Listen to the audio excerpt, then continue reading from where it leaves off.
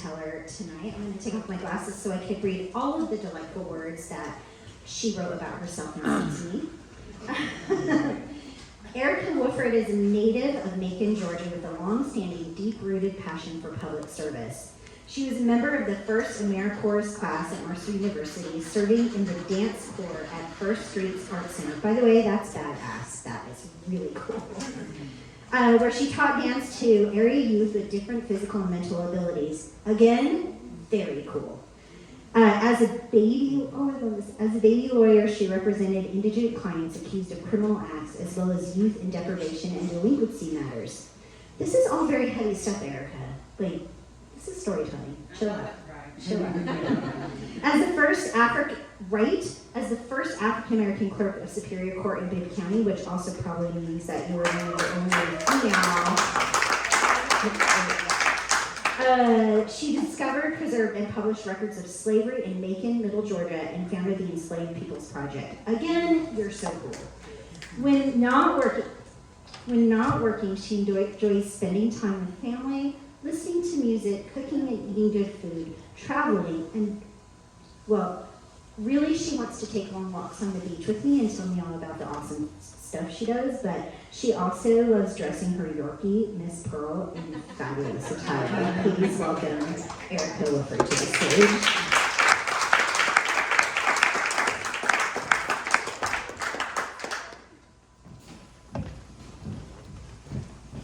I have a teleprompter.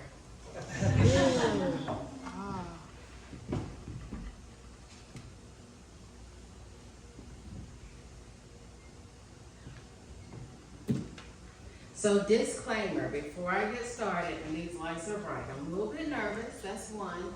Two, like the women before me, I cannot see a thing, and I need Miss Pearl as my seeing eye dog to help me figure this out. And three, I operate well with audience participation. So I like call and response. I don't know if anyone has been to a black church. Anybody?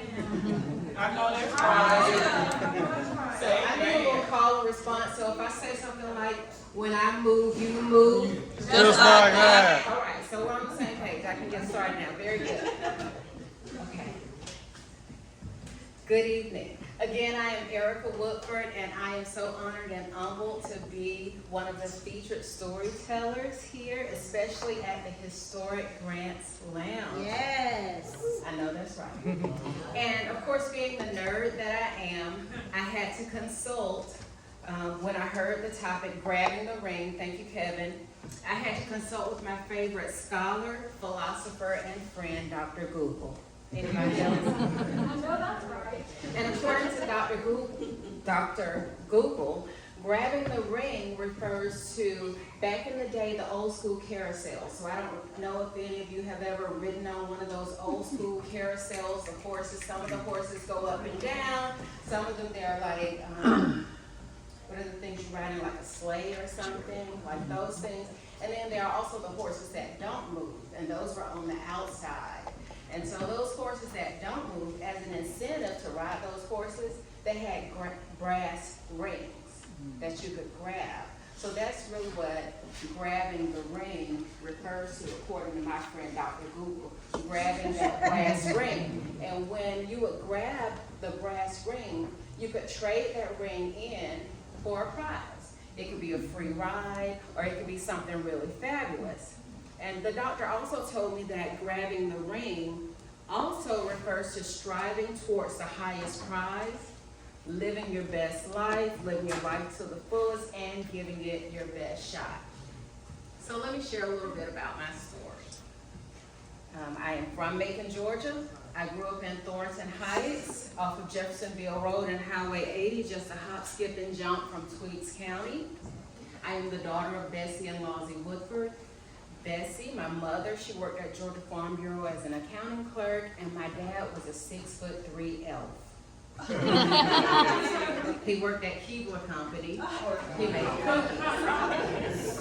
So my parents worked very hard to make sure that I had the things that I needed, as well as to make sure I had the things that I wanted and the things that they wanted for me.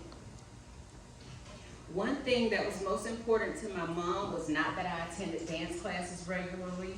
And it was not that I attended Sunday school every week at Shady Grove Baptist Church on Davis Road, next door to my grandmother's house, a cinder block white building that my grandfather actually built with his bare hands for my grandmother.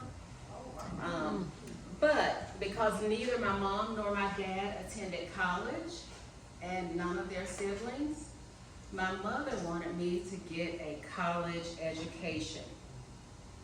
And there were many opportunities for my parents, especially my mother, had she had the encouragement and opportunity to go to college. And someone once said that education is a great equalizer. So with that, my mom wanted me to have all the things, and she really wanted me to attend college. My mom would always encourage me, and growing up in Thornton Heights, on Hattie Drive, in my bedroom with my Pepto Pink walls and my green shag carpet, and I'm not a member of that sorority. I know that's right. DZ? But anyway, so my mom would speak life to me even when she wasn't speaking. There was a cross stitch that she did on the wall. Anybody remember cross stitch? Anybody's mom, grandmama did cross stitch? Anybody in here did cross stitch?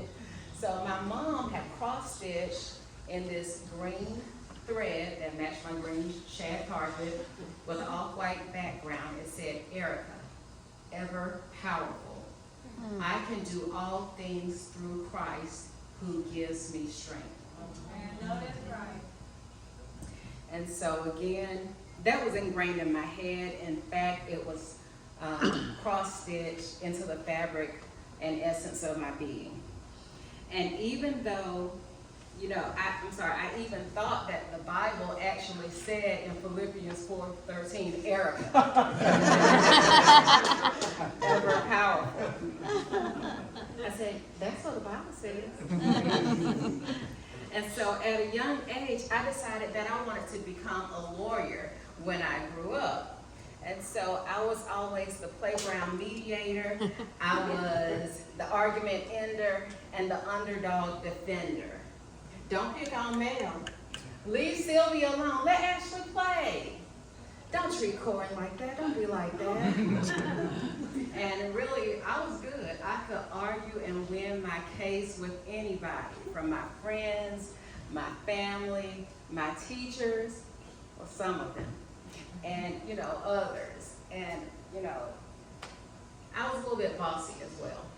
And, you know, one of my cousins actually called me bossy, or the boss. Well, that's what he called me now, but bossy, and that's another story for another day. But in my parents' house, I only had one job. That job was not to wash the dishes. That job was not to clean my bathroom. That job was to study hard and make good grades. And that's what I did. So I attended Bibb County Public Schools, Florence Byrne Elementary School, Appling Middle School, and the Northeast High School. Any Raiders? Oh, hostile crowd. Hostile crowd. The Northeast High School, red, black, and gold. Too cold, too cold.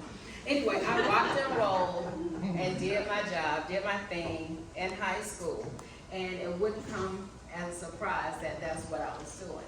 But what did come as a surprise was the turn that my life would take and the mountains that I would face. And so everything was looking great until 11th grade, when I found myself at 16 years old pregnant. And of course that was a huge shock and maybe even a disappointment to my parents, my family, my teachers, my friends. And you know, I was pretty good at math. I was great in all of my subjects, really, but I was pretty good in math. And statistically speaking, we know that the outcomes do not look good for teenage mothers in Macon and Middle Georgia. And really, without me consulting my favorite mathematician, Dr. Google, you know, I can't share those numbers with you, but we know the statistics weren't that great. So my mom was a little upset, and I was, you know, a little taken aback as well. And this was an incredible mountain that I faced. But I had a village surrounding me, a circle of love, a circle of trust, that ring, if you will, around me. And there was one person in my village, Miss Maureen Red, my neighbor across the street, and what she said to me was, baby, don't let this obstacle be a stumbling block. Instead, use this as a stepping stone and keep climbing higher. And you can't help but be reminded of that song by Mahalia Jackson, where she said, Lord, don't move my mountain, but give me the strength to climb. Don't move my stumbling blocks, but lead me all around. And those words are so powerful, and they were so impactful in my life. And, emphasis added. And as you can imagine, walking around high school with a big belly was not that easy. The stares, the whispers, the talk, sometimes it took a toll, but yet I persisted. And when I was very pregnant, I could no longer attend school. I had to go home. And so one of my teachers, Miss Gwen Booker, she was actually my science teacher and science bowl coach. She was the teacher that would bring my homework to my home. And so then I would have to complete the homework at home and take it to school once I completed that work. So I was still determined to be a diligent student, to keep my grades up and do the things that I needed to do. So one day I'm at home, I'm sitting at the kitchen table with my brother word processor. Anybody? I was typing. I had a paper that was due and I was typing. Then I felt a lower back pain. And I was typing because I had a paper to do, because I'm a nerd and I gotta do my work. And I was typing and I had another pain. And I was typing and I was typing and then I had yet another pain. And my dad was home with me because he worked whatever shift that allowed him to be home in the afternoon. And so he called my mom, even though she was at work. He called my mom, and my mom called the doctor, and the doctor told my mom told my dad, take her to the hospital. So my dad was like, come on, we need to go to the hospital. And I was like, I gotta finish this paper. So the nerd OCD me. Yeah. You know what I'm talking about? So I had to type and type and type until I got that paper done. And once I got that paper done, I grabbed my go bag and I grabbed my book bag with my paper, and I had my dad to take me up to Northeast High School so that I could turn in my paper. And he did. And then I asked him to take me to Krispy Kreme to get 2 hot glazed donuts, which he did. And then to take me to the Coliseum Hospital, which he did. And so then at the hospital, you guys know what I had to do, like salt and pepper. I had to push it real good.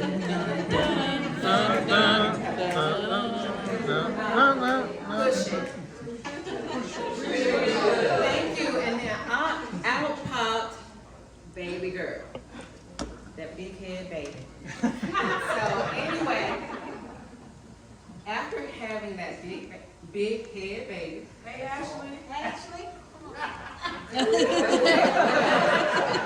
Whatever, I know that's right. I had to, I finished high school in the top percentile of my class. I graduated on time with my class. I walked across the stage with my class. And my mother still pushed me and said, you know what, you still need to go to college. You have to go to college. And so I applied, and I was accepted into a few colleges, and one of those was Mercer University. And I decided to be the bear girl. Go bear. When did we start doing this? Because we didn't do this when I was school. It's like arthritis. It's an arthritic bear. No problem. But the bear was good when I was there. So anyway, I went to Mercer University, and college life was challenging, especially being a young mother, having a child at home. My mom did let me stay on campus the first year. She was like, I want you to get the full college experience. But I stayed on campus that first year, even though I was still working at Big B Drugs. And then the next 3 years, I lived at home worked at between Big B, Rack Room Shoes, and AmeriCorps at First Street Arts Center. And so I pressed forward.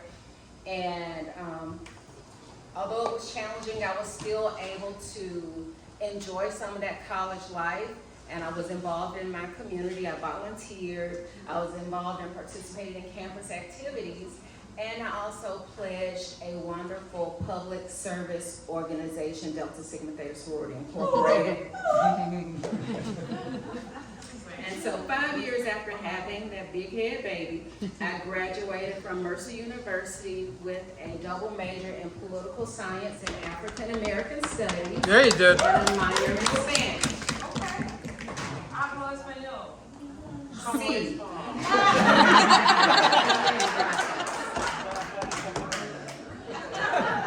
And so what was I going to do with that political science and African American studies? I was still determined and had a dream of becoming a lawyer. So I applied to law school. One of my professors encouraged me to apply to a school in Birmingham, and that's where I went, to Cumberland School of Law at Sanford University in Birmingham, Alabama. Went to Alabama, fun times, Birmingham. It was pretty hard work, as you know, and it was very tough having to leave my child at home with my parents for a year. And then the rest of the time she came to join me in law school. But went to school, graduated from law school, top third of the class, you know, whatever, it was okay. But during those times, during high school, during college, during law school, what I learned was that when things got a little shaky, I had that ring around me, that support system, and I had to grab the ring, right? So that's the ring that I had to grab at times. But I'll say this, being a young woman and having a child at the age of 16 was not the only obstacle I faced. So 16 years after having my daughter, I became the youngest judge in Bibb County Civil and Magistrate Court. And that was quite an accomplishment despite Dr. Google's statistical odds. But there were challenges being a young, black, female judge. I'll just give you a few stories. I remember a time I was in jail. Oh my God. In the jail court. In the jail court. In the courtroom in the LBC. That's a different story for a different time. I remember that time I was in the jail court as a judge, wearing black, not orange, at the LBC. And one of the defendants had the nerve to say to me, "You can't tell me what to do." He said, "You ain't no judge, you're just a woman." Clutch the pearls and grab the ring. Right? But I didn't have to grab the rings. I just told the deputy to take them back to the block. But anyway, there was another time that one of my male colleagues said to me, "Well, if you have any questions in the middle of the night, just call Big Daddy." I'm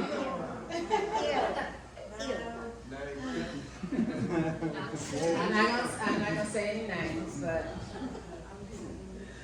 that was the time for me to grab the rings as well. And then there was a time one of the customers came in to see the judge. He needed something, and one of the front office assistants brought him back to my office, and he looked at me, and he said, and I'm sitting behind my desk, "Judge Woodford."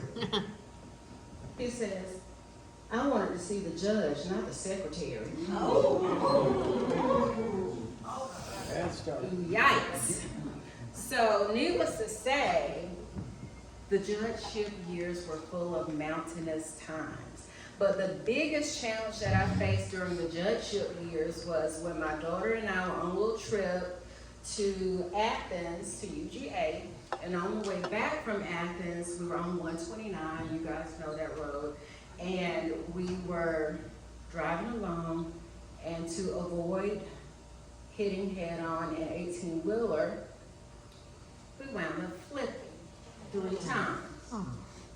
And what I remember is closing my eyes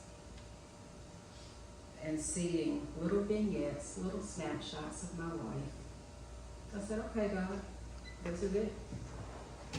Then I woke up to my daughter screaming, Mommy, Mommy. And I don't know how long that was. But anyway, when I woke up, my right leg was against the dashboard. Like that. So that bone was broken. All right, tibia. My left leg was through the windshield. Scratches. More scratches. Blood. And my elbow was filled with shards of glass. Blood. And, fast forward, we were in the ER, and I was lying on a stretcher in the hallway of the ER, and I heard the doctors or nurses or whoever those medical professionals were, they were literally and figuratively talking over me because I was just laying there in the hallway, and I heard them say, her neck is broken. She broke her neck. Right. Oh, shit. That's what I said in my head. And tears started rolling. I was trying to wiggle my toes like, okay, it's something, we got some action. And by the way, my daughter did suffer serious injuries too. She had a little bitty scratch right there in the arm. And they had like a Snoopy Band-Aid. Right. We're still trying to recover. And she was playing tennis the next day at Central High School with the team.